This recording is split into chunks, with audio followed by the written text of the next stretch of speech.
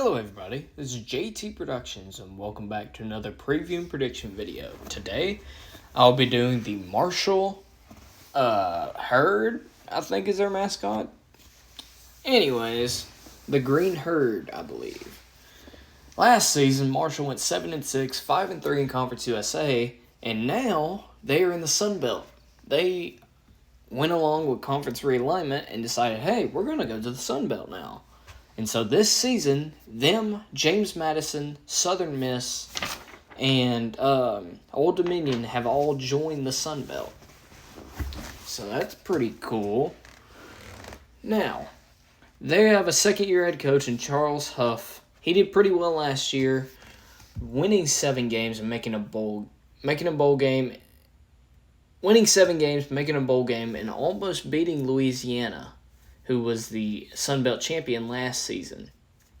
So, how does their roster look like? Well, they have a new quarterback in town by the name of Henry Colombi, coming in from Texas Tech, transferring in. They have a new running back as well in Kalon Laborn from Florida State, another new wide receiver in Brian Robinson from Florida State, no offensive lineman in Trent Holler from East Carolina. New defensive tackles in Isaiah Gibson from Kentucky, Anthony Watts from Purdue, and Quentin Williams from Miami.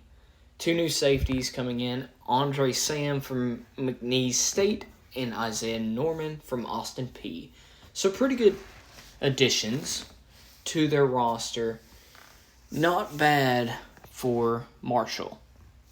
Now, how are they going to fare in Charles Huff's second year in their first season in the Sun Belt? Well, let's just see. Week 1, they play Norfolk State in Huntington, West Virginia. You should win this game, no problem. You were winning these games while you were in the Conference USA. So, you're 1-0 before going on the road to play Notre Dame. I see a way you can win this game, but I don't see it, honestly. 2 virtually new head coaches, and no, you're not going to win this game. So you're 1-2 or 1-1 before going on the road again to Bowling Green. It's going to be a big test for Charles Huff. Can he win a big game in the group of 5 on the road? And I think he does it. I think you beat Bowling Green before having your third back-to-back-to-back road game against Troy. And I think you get your first Sun Belt win as well. This is not going to be an easy stretch of games, but I think you can handle it going 2-1 before facing Gardner-Webb at home, which you should be easily. And that puts you at 4-1 going into your bye week. Not bad. You're 1-0 in the Sun Belt. Now you start your full-on Sun Belt schedule. And you play Louisiana. A big test. You played them in a bowl game last season. They've lost a lot of pieces. I think you come out with a win. You were very competitive with them last year. And I don't think that's going to shy away this year since you're in their conference. So, now you're 5-1 before going on the road to a virtually FCS team that's in your conference in James Madison. You should win that game as well.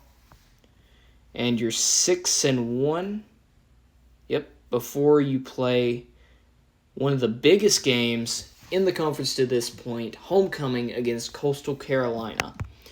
Now, you can and maybe will make this game close. It's going to be tough, but I think you will.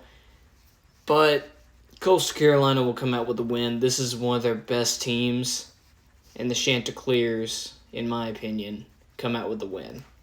You're 6-2, and I think they beat you twice. Going on the road the week after a big loss to Coastal Carolina, going on the road to Old Dominion, it's just very common for things like this to happen, and I think it happens to you. I think you lose to Old Dominion to go to 6-3, Yep, 6-3. And you come back home and play another one of the big boys in the Sun Belt in App State, and they're gonna beat you. App State's one of the better put together teams in the Sun Belt. In my opinion, they're just a better team. So you fall to 6-4. And you go on the road to Georgia Southern. You should win this game. Georgia Southern's not in a good place right now with Clay Helton. I don't think he was the right hire. So you're 7-4. Then you play Georgia State. It's not going to be an easy game. But you're riding on momentum from that Georgia Southern win. And I think you win this game. So there you go. 8-4 for Marshall. First year in the Sun Belt. Not bad. You just got to find a way to avoid getting beat twice by teams like Coastal Carolina, the big boys. So, there you go. 8-4.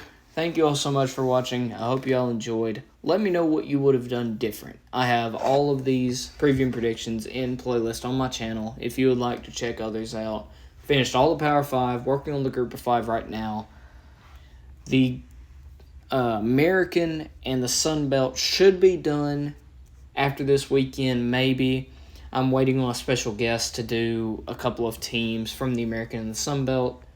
So anyways, thank you all for watching, and Go Dogs.